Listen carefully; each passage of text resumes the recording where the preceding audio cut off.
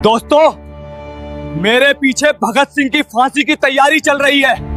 इंकलाब जिंदाबाद, इंकलाब जिंदाबाद, इंकलाब जिंदाबाद। गांधी ने सभी क्रांतिकारियों को छुड़वा लिया, लेकिन भगत सिंह और उनके साथियों को फांसी पर लटकवा दिया। आइए जानते हैं असली सच। तो वीडियो को पूरा देखें और चैनल को सब्सक्राइब कर लीजिए। 20वीं सदी की शुरुआत में भारत एक ऐसी जंजीर में जकड़ा हुआ था जिसकी चाबी 7 समंदर पार लंदन में बैठी ब्रिटिश हुकूमत के पास थी। भारतीय आसमान पर जुल्म के काले बादल छाए हुए थे और आजादी की पुकार केवल चंद मुट्ठियों में बंद थी। लेकिन पंजाब की मिट्टी कुछ अलग ही मिजाज की थी। यहाँ की हवाओं में बगावत और खेतों में खुददारी बहती थी। इसी मिट्टी ने एक ऐसे नायक को जन्म दिया जिसने न केवल मौत को गले लगाया बल्कि आजादी के मायने ही बदल दिए। तारीख थी 28 सितंबर 1907। लायलपुर जिले के बंगा गांव के एक संधू जाट परिवार में एक नन्हा बालक पैदा हुआ। उस दिन घर में दोहरी खुशी थी क्योंकि उसी दिन बालक के पिता किशन सिंह और चाचा अजीत सिंह जेल से रिहा होकर घर लौटे थे। बालक की दादी ने इसे शगुन माना और उसे नाम दिया भागों वाला यानी भाग्यशाली, जिसे बाद में दुनिया ने भगत सिंह के नाम से जाना। भगत सिंह का पालना किसी साधारण लोरी से नहीं बल्कि देशभक्ति के गीतों से झूला था। उनके चाचा अजीत सिंह पगड़ी संभाल जट्टा आंदोलन के प्रणेता थे और लाला लाजपत राय के करीबी साथी थे। घर की दीवारों पर महापुरुषों की तस्वीरें नहीं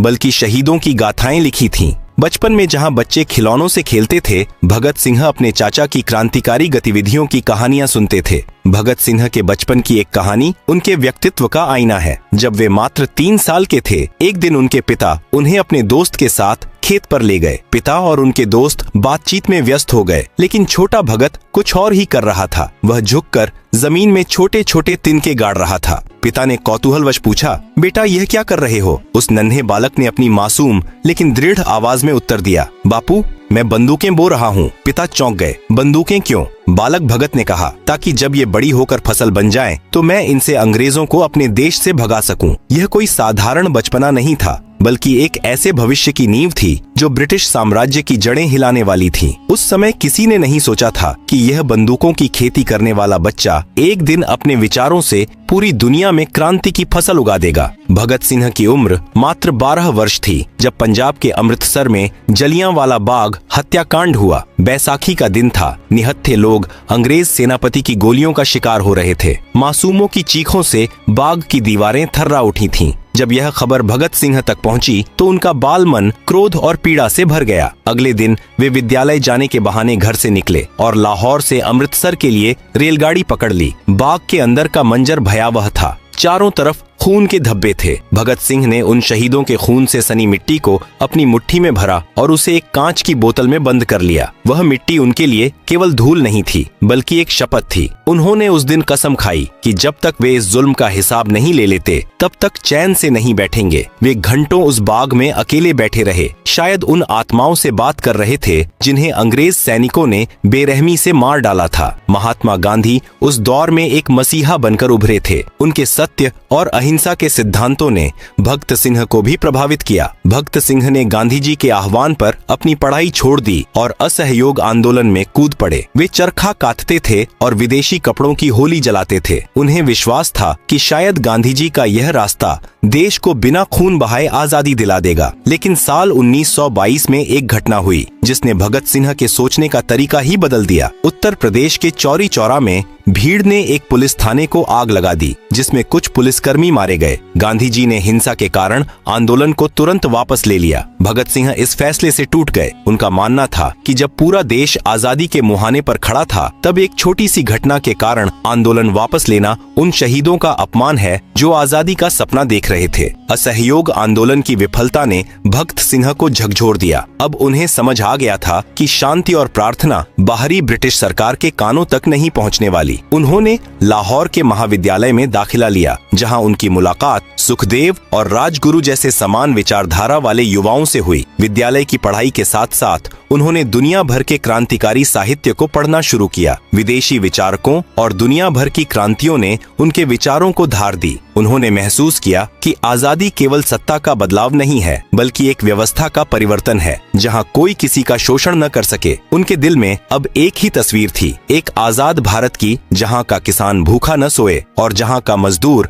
अपनी मेहनत का पूरा फल पाए। भगत सिंह अब एक छात्र से क्रांतिकारी बन चुके थे। उनके भीतर जलियांवाला बाग की वह आग धधक रही थी जिसे उन्होंने बोतल में बंद रक्त रंजित मिट्टी के रूप में सहेज रखा था। अब वक्त आ गया था कि वे अपने विचारों को लागू करें। हिंदुस्तान सोशलिस्ट रिपब्लिकन एसोसिएशन का जन्म होने वाला था और भारतीय इतिहास एक नया मोड़ लेने वाला था। साल 1928 भारतीय इतिहास में उथल पुथल का वर्ष था। ब्रिटिश सरकार ने भारत के लिए नए सुधारों की समीक्षा करने हेतु साइमन आयोग का गठन किया। इस 7 सदस्यीय आयोग में एक भी भारतीय सदस्य नहीं था। भारत के भविष्य का फैसला 7 अंग्रेज करने वाले थे, जिन्हें भारत की संस्कृति और समस्याओं का ज्ञान नहीं था। पूरे देश में गुस्से की लहर दौड़ गई। साइमन वापस जाओ के नारे देश के हर कोने में गूंजने लगे। 30 अक्टूबर 1928 को जब साइमन आयोग लाहौर पहुंचा तो वहां का नजारा देखने लायक था। हजारों की भीड़ काले झंडे लिए खड़ी थी। इस विरोध प्रदर्शन का नेतृत्व कर रहे थे शेर ए पंजाब लाला लाजपत राय। भगत सिंह और उनके साथी युवा क्रांतिकारी भी इस भीड़ का हिस्सा थे।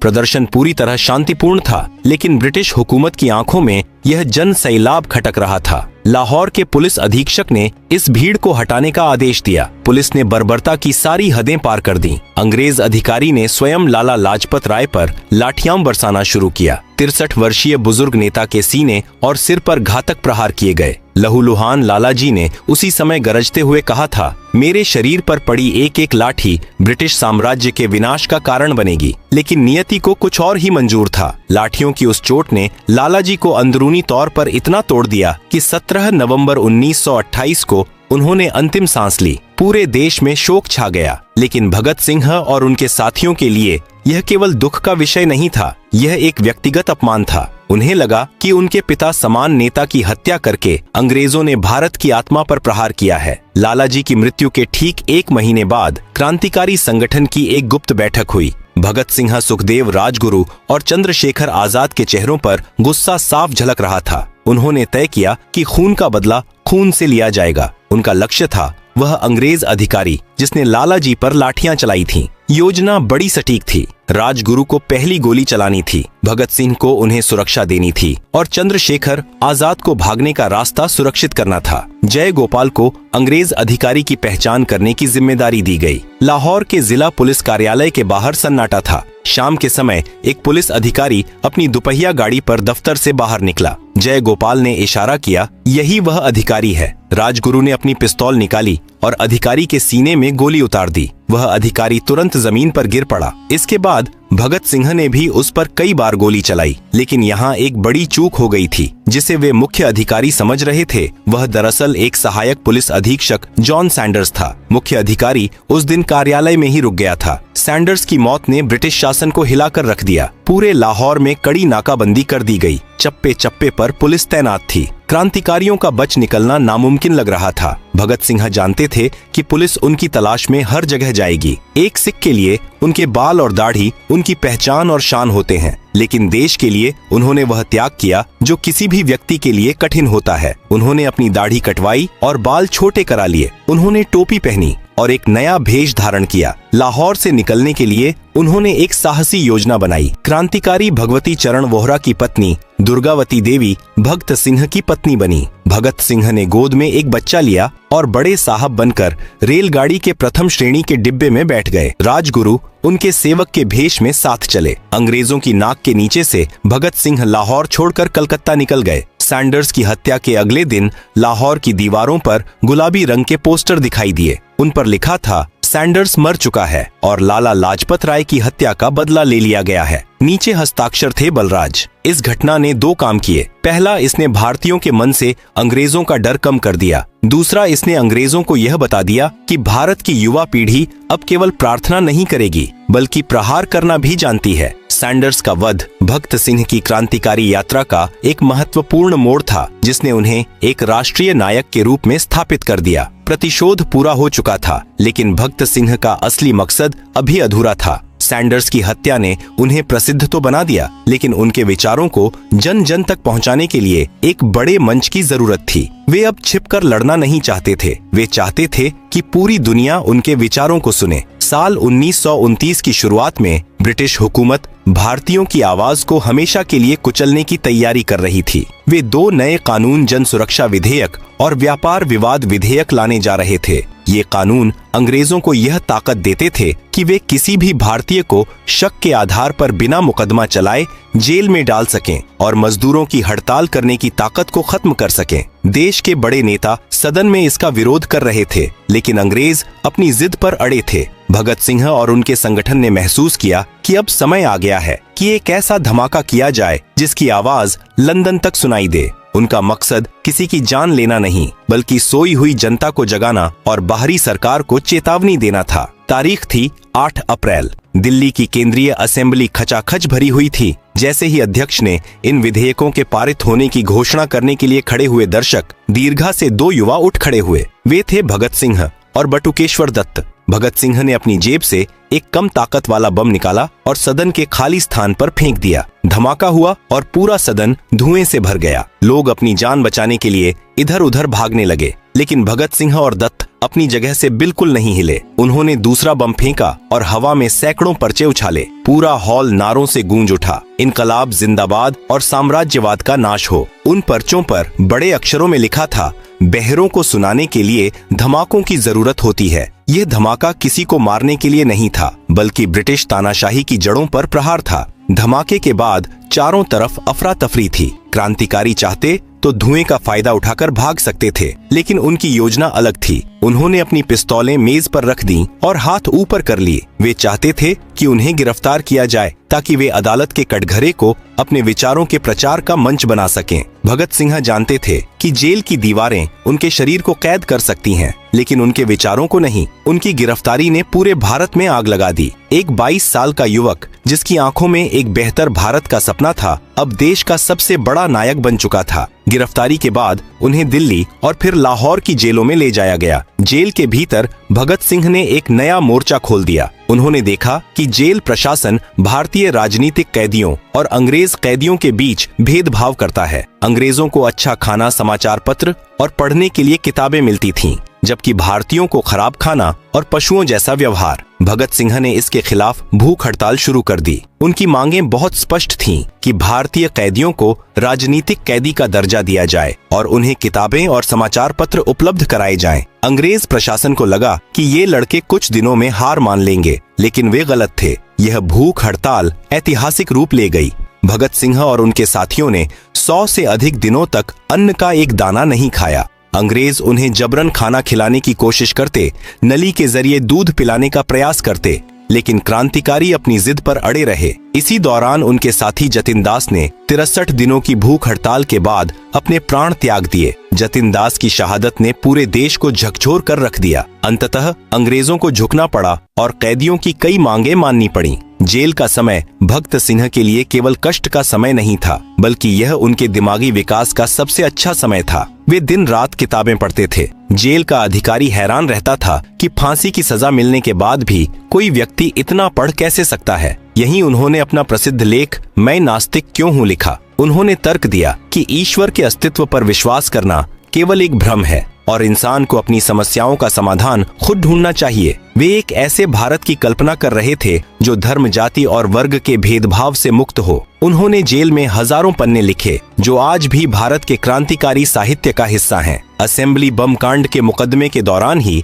अंग्रेजों को सैंडर्स की हत्या में भगत सिंह की भूमिका के सबूत मिल गए। मुकदमा तेजी से चलाया गया। 7 अक्टूबर 1930 को एक विशेष न्यायालय ने भगत सिंह, सुखदेव और राजगुरु को सैंडर्स की हत्या का दोषी पाया और उन्हें फांसी की सजा सुनाई। पूरे देश में सन्नाटा पसर गया। लोग सड़कों पर उतर आए। हर कोई चाहता था कि इन नौजवानों की जान बच जाए, लेकिन भगत सिंह विचलित नहीं थे। उनके लिए फांसी की सजा उनके लक्ष्य की सफलता थी। वे जानते थे कि उनकी मृत्यु हजारों नए भगत सिंह पैदा करेगी। साल 1931 की शुरुआत देश में भारी तनाव के साथ हुई। एक तरफ भगत सिंह, सुखदेव और राजगुरु की फांसी की तैयारी थी, तो दूसरी तरफ महात्मा गांधी और अंग्रेज वायसराय के बीच बातचीत चल रही थी। मार्च के महीने में गांधी और इरविन के बीच एक समझौता हुआ। पूरे देश की नजरें इस बात पर टिकी थीं कि क्या गांधी जी इन तीनों वीरों की जान बचा पाएंगे। इतिहास में यह एक बड़ा विवाद रहा है। समझौते के तहत उन सभी कैदियों को छोड़ने की बात मान ली गई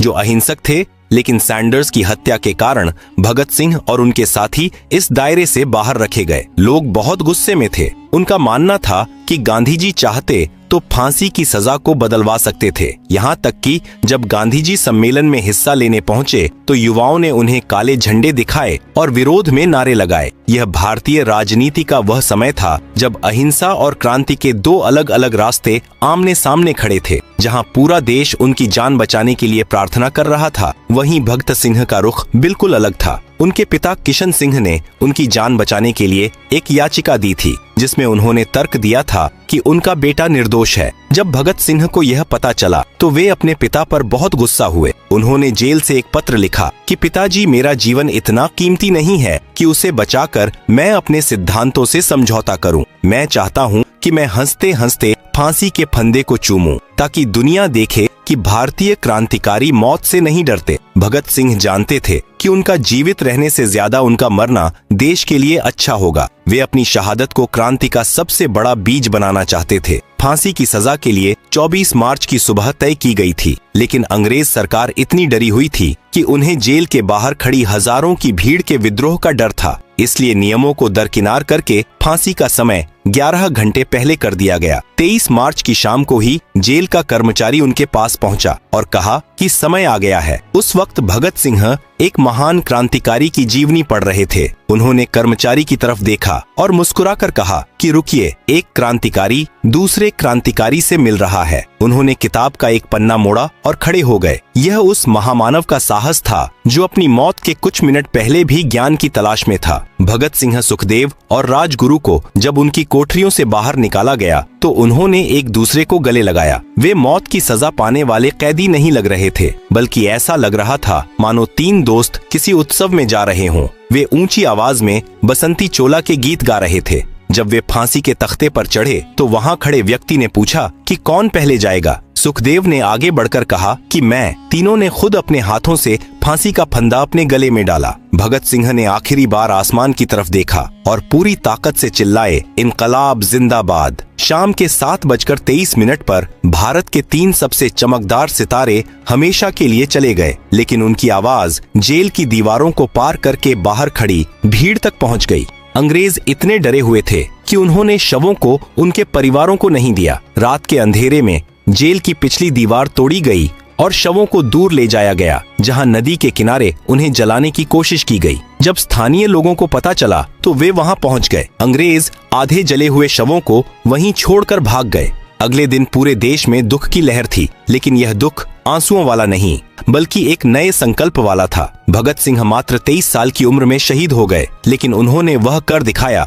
जो सदियों तक याद रखा जाएगा। उन्होंने आजादी की लड़ाई को केवल अंग्रेजों को भगाने तक सीमित नहीं रखा, बल्कि उसे किसानों और मजदूरों की लड़ाई बनाया। उन्होंने इनकलाब जिंदाबाद के नारे को भारत की धड़कन बना दिया। आज भी जब भारत का युवा अन्याय के खिलाफ खड़ा होता है तो उसके मन में भगत सिंह की ही आग जलती है। वे केवल एक शहीद नहीं थे, वे एक विचार थे, एक जज्बा थे और एक ऐसी उम्मीद थी जो कभी नहीं मर सकती। बचपन में जिस बालक ने खेत में बंदूकें बोई थीं, उसने अंततः अपने खून से विचारों की ऐसी फसल उगाई जिसने 1947 में ब्रिटिश साम्राज्य को भारत छोड़ने पर मजबूर कर दिया। भगत सिंह की शहादत ने यह साबित कर दिया कि शरीर को खत्म किया जा सकता है, लेकिन क्रांति की आत्मा को कभी नहीं। भारत माता के उस महान सपूत को शत शत नमन।